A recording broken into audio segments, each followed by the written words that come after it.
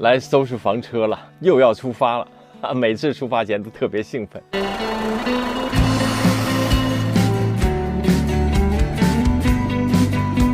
你好，我们是自驾房车漫游中国的福旺家。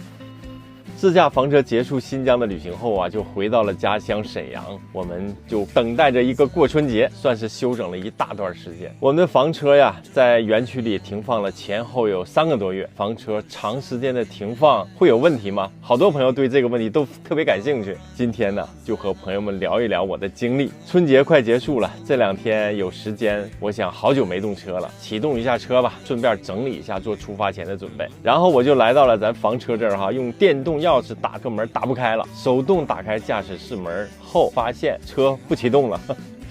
这部车呀，从提车到现在1年了，表现一直都非常稳定，从来没出现过啥问题。这次咋了呢？吓我一跳。我认真的想了一下，我意识到是电瓶亏电了。事实证明我想对了，但是我没想到更严重的后果，电瓶报废了。我的这部车呀，是23年在大理房车营地放了40多天。当时我们一家3口回家办事儿，之后又回到大理，启动车一点问题都没有，我特别开心。所以这次呢，在家待了3个多月。东北的冬季啊，零下10几、20几度的天气，3个多月时间，我也是忙着一些事儿，而且有了上次40多天的这个经历之后，就忽略了电瓶的事儿。结果这电瓶不只是亏电了，电瓶彻底报废了，然后换了一个新电瓶，一切就恢复正常。这个完全是我对忽略电瓶需要保护的一个小惩罚。今天呢，我就和大家聊一聊长时间闲置房车要注意什么，这也是很多朋友特别感兴趣的。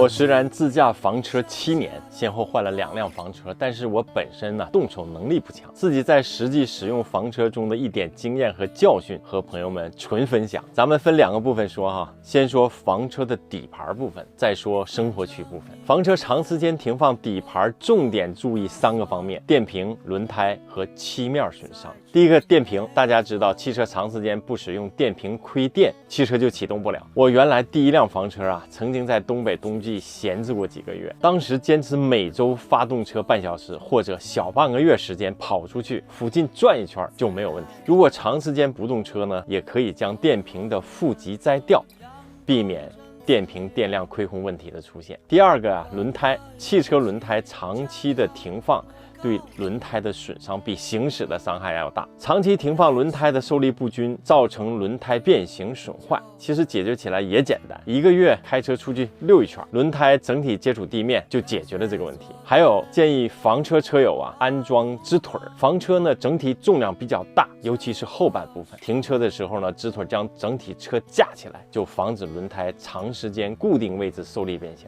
再有一个，长时间停放轮胎可能会胎压降低，尤其在冬季的北方，长期停放前建议给轮胎适当的增加点压力。第3个呢，就是车漆。长期驻车前呢，最好洗一次车，把车漆面上的虫胶呀、鸟粪呐都清理干净，以免时间久了洗不掉，腐蚀车漆。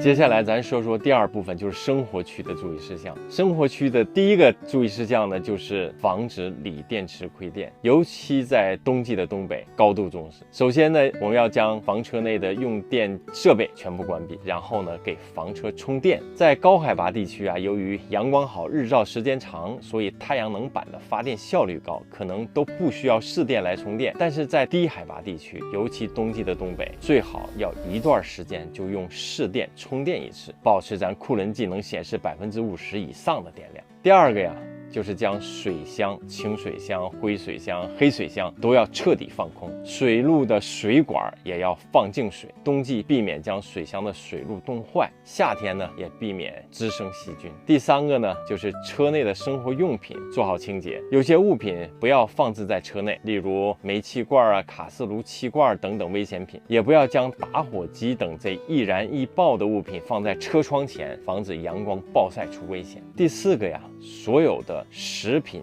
饮料都不要放车里，以免发霉和散发味道。冰箱要清空，处理干净。断电后把冰箱门稍稍开一个口也可以，避免呢有异味。床上用品、衣物取出来清洗晾晒，再次出发前咱们再拿车里。第5个呀，就是房车的遮阳伞，一定要晾晒干净后再收起来，防止霉变。第6个呢，如果长时间放置在潮湿的环境啊，例如在南方地区、潮湿的地区和阴雨季节，房车生活区有大量的布料制品，特别容易吸水分，容易受潮啊、霉变呐。房车的一些内部的一些金属件也容易生锈，所以咱房车一定要适时的通风晾晒，保持干燥清洁。